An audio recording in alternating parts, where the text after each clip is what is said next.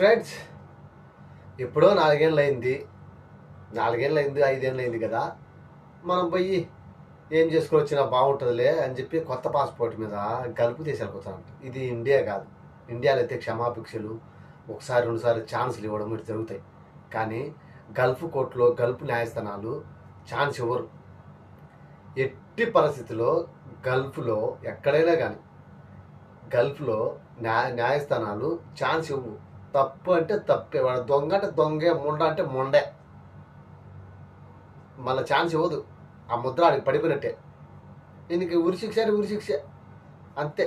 మన మాదిరి క్షమాభిక్ష పెడతాము, మన మాదిరి లాయర్లు పెట్టుకొని వాదించాము, 10 ఏళ్ళు మళ్ళీ బయట తిరగచ్చులే, ఏం చేసినా కానీ బయట తిరగచ్చు కదా అనే రకంలో ఉంటాం. అట్టగా గల్ఫ్లో అటు జరగదు. గల్ఫ్లో మరణశిక్ష అంటే మరణశిక్ష వెయ్యకు ముందైతే ఏమని చేసుకోవచ్చు. ఒకసారి మరణశిక్ష చేసినట్టే అది కంట్రోల్గా జరిగిపోవాల్సిందే. ఈరోజు చేసినట్టే రేపు మొన్నటి జరిగిపోవాల్సిందే అంతే.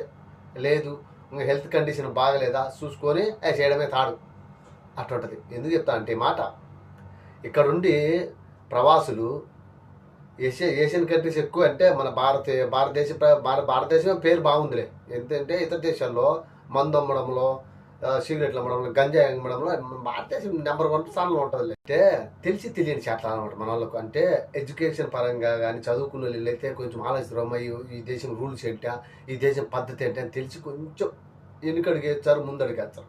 కానీ మనకు అచ్చు ఉచ్చు అని లేని ఉంటారు కదా, వాళ్ళంతా పోవడమే లెక్కొచ్చు, అది పోవడంలే, వచ్చిన కానీ దాని దురాశ అంతే. ఆ లెక్కతో పోవడము, ఎడబట్టుకోవడము, స్టాంపింగ్ వేయడం, ఇంటికి పంపించడం. ఆ స్టాంప్ ఏమవుతుందిలే, ఇంటికాడ కొత్త పేరు మీద అకౌంట్ చేసుకొని కొత్త పేరు మీద పాస్పోర్ట్ చేసుకొని రావచ్చు అనుకుంటాను. అట్టు వచ్చినా కానీ పట్టుకుంటారు. ఏమంటే అప్పుడు మాదిరి ఫింగర్ లేచేది కాదు కదా, ఇప్పుడు అంతా డిజిటల్ అయిపోయింది అనమాట.